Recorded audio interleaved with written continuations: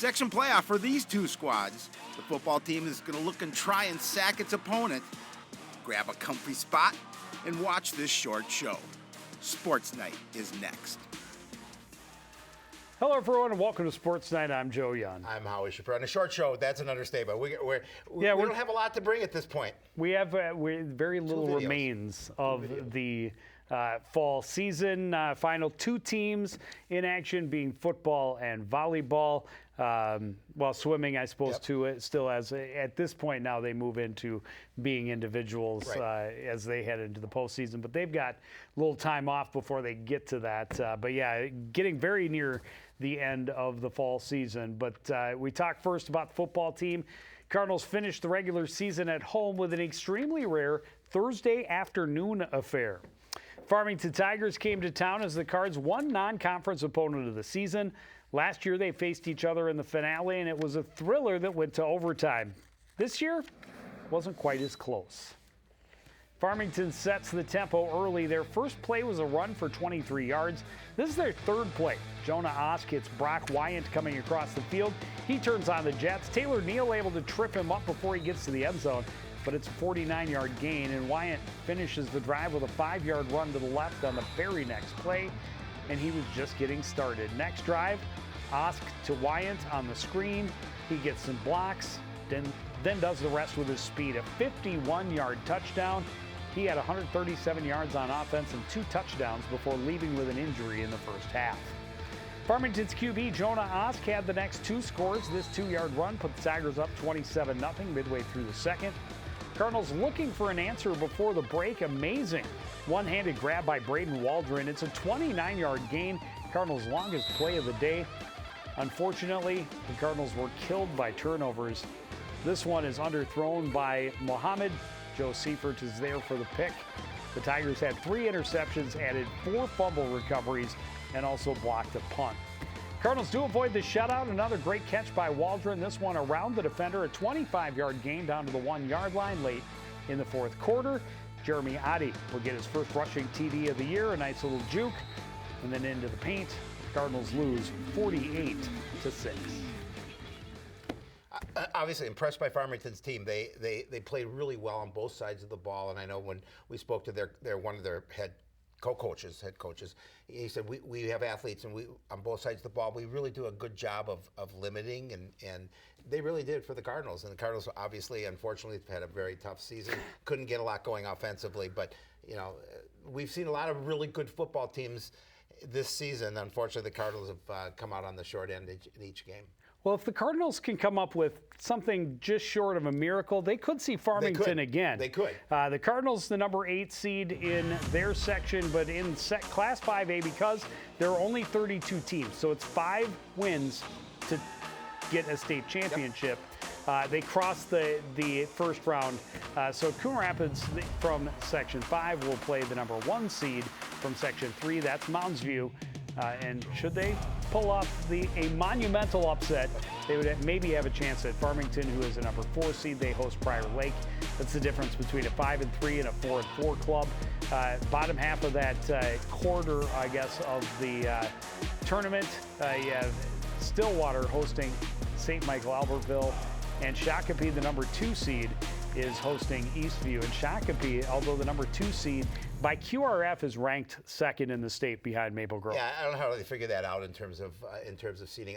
Nonetheless, it would be a monumental task for the Cardinals, but I would love to see it. Obviously, we would love this football team to continue to get their first win in the section tournament. That would be huge. That would be amazing. Well, and that would also mean we might get another chance to see and call a football game. Unfortunately, because the Cardinals are the lower seed, we were outbid, and it will be covered by SPSN. We will provide a playback on our station, but we will not be at the playoffs. It's unfortunate. I wish I knew that we could bid for the job. I would have put a group together and put a lot of money together to get the rights, but unfortunately, I did not know that. So. Well, the volleyball team will open the playoffs on Thursday. They're going to travel to face top-seeded Centennial. Last time the Cardinals hit the road for a conference crossover game, going to Spring Lake Park on Tuesday. Panthers had just 3 wins this season, so they were another team desperate for positive moments before the postseason. Panthers took a lead early and pretty much controlled the scoreboard all night. Cardinals trying to stay in the fight in the first set. Good setup for Bella Nelson on the right side. She's going to deliver here. Bouncing it off the block for the point. Those points, unfortunately, were few and far between. Late in the first set, Spring Lake Park is going to set it up for their 6-foot sophomore, Adeline Wolfgang. Gets the kill, and the Panthers start with a 25-13 win. Similar story in the second. Cardinals playing from behind early on. They're going to set up Nelson on the near side this time. There's no chance for the Panthers to stop this one. But again, Spring Lake Park able to limit the runs and play with the lead in the second. They're going to go back to the young gun in the middle. Defense is there, but Wolfgang hammers it through for the point. Panthers up 2-0. Cardinals trying to avoid the sweep in the third. Solid serve receive. Maddie Wilbur with the attack from the left side. She gets the kill to get Coon Rapids a side out. But Panthers are just too much, and they run away in the third. Leah Verbach gets this kill. Spring Lake Park's most convincing victory comes in the third set. 25-10 was the final. Yeah, just you talk about an outgunned team. It has unfortunately been the case for this Cardinal squad just about every time they've taken the floor this season. We knew it coming in. They're young, lost essentially their entire starting lineup. They did. They have a couple of girls that have done well, who were their returning veterans. Only a couple of those girls are going to be coming back, but they did get a lot of freshmen and sophomores into the lineup this year. So hopefully moving forward for Coach Rudzidis, they'll be a little more competitive. Let's hope so. I hope that starts on Thursday night. Well, again, like the football's monumental task, here's one for the Cardinal volleyballers. They're the number 8 seed. They travel to take on number 1 Centennial. Anoka is the number 2 seed. They host Andover. Forest Lake will welcome Cambridge Isani. And Blaine taking the long drive north to face the 4th-seeded Duluth East Greyhounds. That one we will have, even though we are the much lower seed. Yes. And we will be there for that action. Of course, we can't have it for you live because it's the playoffs, but it will replay on our air at midnight. I looked at the roster for the Centennial squad, and they have 5 athletes that are 6 foot or taller. I think they have a girl that's 6'3" and a girl 6'2", a couple of 6-footers and a 6'1" girl. So it's going to be a challenge for sure. Height certainly helps. Yes, definitely. Well, we will be there regardless.